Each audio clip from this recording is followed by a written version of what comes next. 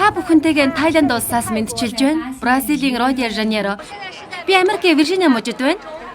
Би дэлхийн 60 гаруй орноор аялан сурвалжлага хийж зураг авалтад орж байла. Харин Монголд хийх энэ сурвалжлага нэг л эргэлзээтэй санагдаад байна. Чухам 60 эдэх улс орондоо ирчихэд байгаагаа би сайн мэдэхгүй л байна шүү.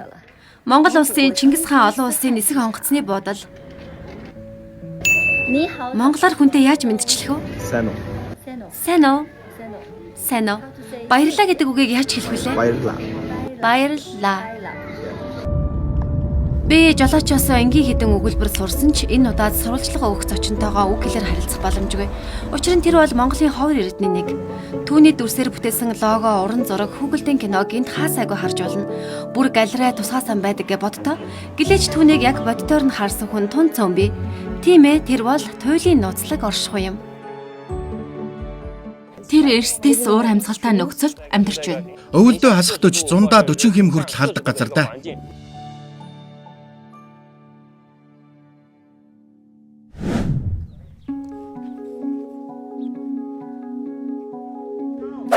Бидний зарж яваа амьтныг хамгийн сайн мэддэг Хятад Монгол мэрэгчлэнүүдийн багийг энэхүү сурвалжлагын аянд нэгтгэхийг урьсан юм.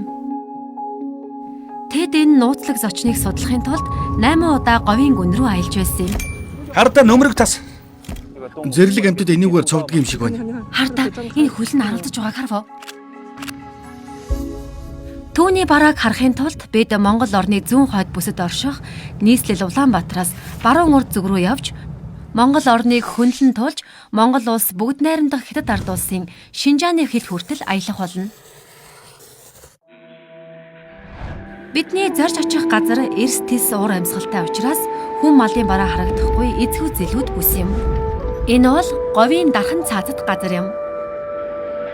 Хятад Монголын мэрэгчлэнүүдийн багийн зөвлөмжөөр бид 6 автомашинтай экспедиц бүрдүүлж бүтэн сарын турш хээр хөдөө амьдрахад шаардлагатай ус, хүнс, майхан, хиймэл дагуулын төхөөрөмжөө бэлдээд аян замдаа гарлаа.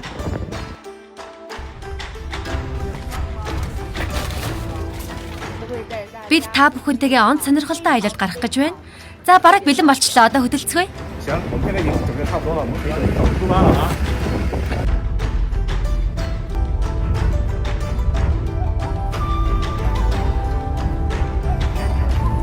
Юуны төлөө ийм аялалд гарч байгаа юм бэ?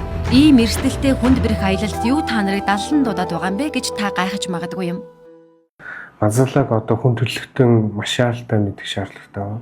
Энэ нь яагаад мэдэх шаардлагатай гэхээр мазалаг хамгаалах процесс нь өөр ямар нэгэн илүү шинжлэх ухааны сүртэйгээр урт хугацаанд тасралтгүй шинжлэх ухааны мэдээлэлтэйгээр мазалаг хамгаалах үйл явц процесс нь явагдана. Энэ бүгдийг бас олон улсад сурчлах, олон хүнд хүргэх нь бидний хувьд бол нэг яралтай л ажил. Мазалай бол говьд цөлд амьдардаг дэлхийд цор ганц баавгайн төрөл бөгөөд одоо ердөө 50 гаруйхан үлдсэн билээ. Мазалайн тоо толгой цөөрч улаан номд орсон. Манай гаргийн 1 сая гаруй төрлийн амьтан ургамлын дотор олон төрлийн амьтан ургамал хэдэн 10 жилийн дотор устж өгөө болох аюул нүүлээд байна гэж нэгдсэн үндэсний байгууллагаас анхааруулсан байдаг.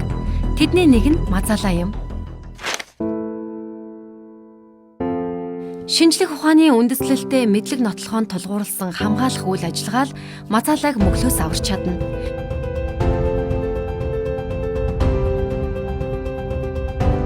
Манай аяллаа багт тусгай хамгаалалттай газрын хөдөж машин, хангамжийн машин, шатхуу очсон машин, Хятад Монголын шинжээчд мөн манай техникийн баг багтаж байна. Бид машинаа хиймэл дагуулын интернет холболтоор тоногсон хиймэл дагуулын утас зэрэг төхөөрөмж бэлдсэн байгаа. Бид Мазалайтай таарлах болов бидний судалгааны ажил амжилттай болж чадах болов одоохондоо бүх зүйл тодорхойгүй байна. Нэгдүгээр хэсэг төгсөв.